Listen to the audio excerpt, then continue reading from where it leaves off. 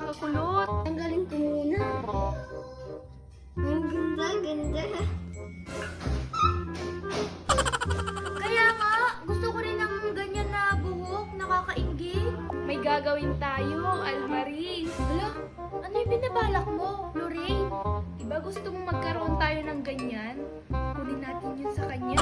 Ay, oo, magandang idea yan, Lorraine. Antayin lang natin siya makatulog para makuha natin yun sa kanya. O sige, sige, dun muna tayo.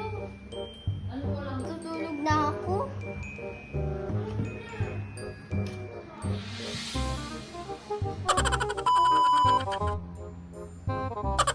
Lorraine, parang natutulog na si Ace.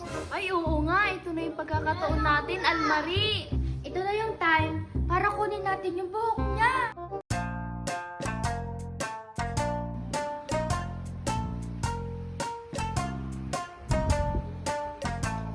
Dahan-dahan lang, Almarie, para hindi siya magising. O sige, sige. Tara, kunin na natin yung buhok niya.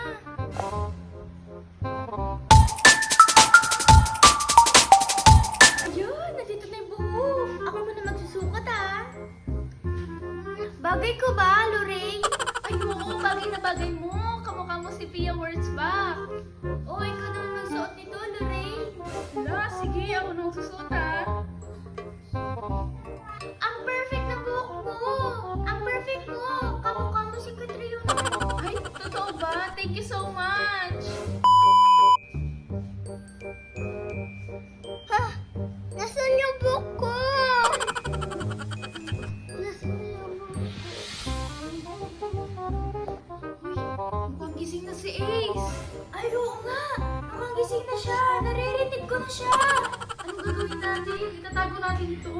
Sige, sige, tago na rin natin. Tago. Ilagay mo na lang dito sa tiyan mo. Lorraine, Almarie! Bakit, Ace? Nasaan yung ba yung buhok ko? Ano ko pinagsasabi mo? Yung buhok kong kulay blue. Nasa inyo, no? Ibigay nyo na sa akin.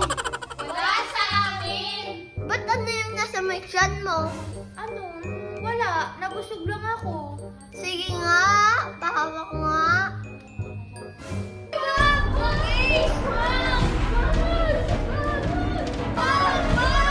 Diba?